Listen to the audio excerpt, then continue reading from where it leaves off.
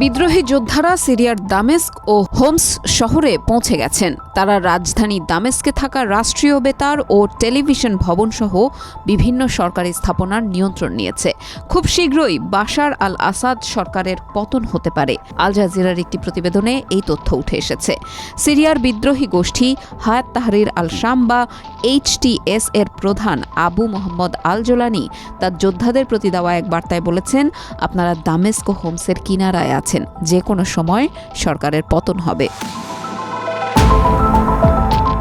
ওই বার্তায় সাধারণ মানুষের প্রতি ভালো আচরণ করার আহ্বান জানিয়েছেন HTS প্রধান। তিনি বলেছেন, আমার ভাইয়েরা, আপনাদের প্রতি আবারও আহ্বান জানাচ্ছি, আপনারা যেসব শহর ও গ্রামে প্রবেশ করবেন সেখানকার মানুষদের সঙ্গে দয়ালু ও নম্র আচরণ করবেন।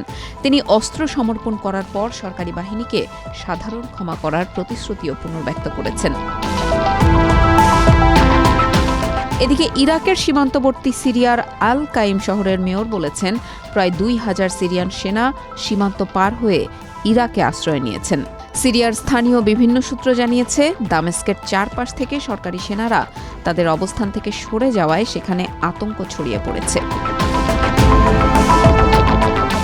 বিরোধী বাহিনী পশ্চিম দামেস্কের গ্রামাঞ্চলে অগ্রসর হয়েছে বলে নিশ্চিত করেছে সূত্রগুলো।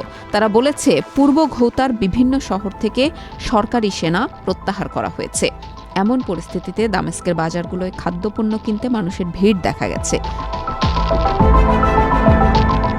জাতিসংঘের সিরিয়া বিষয়ক বিশেষ দূত গেয়ার পেটারসন দেশটিকে শান্ত থাকার আহ্বান জানিয়েছেন। অপরদিকে তুরস্কের প্রেসিডেন্ট রিসেপ তাইয়েপ এরদোয়ান বলেছেন, তিনি আশা করছেন বিরোধী যোদ্ধারা দামেস্কের দিকে অগ্রসর হওয়ার মধ্যে সিরিয়া শান্তি খুঁজে পাবে।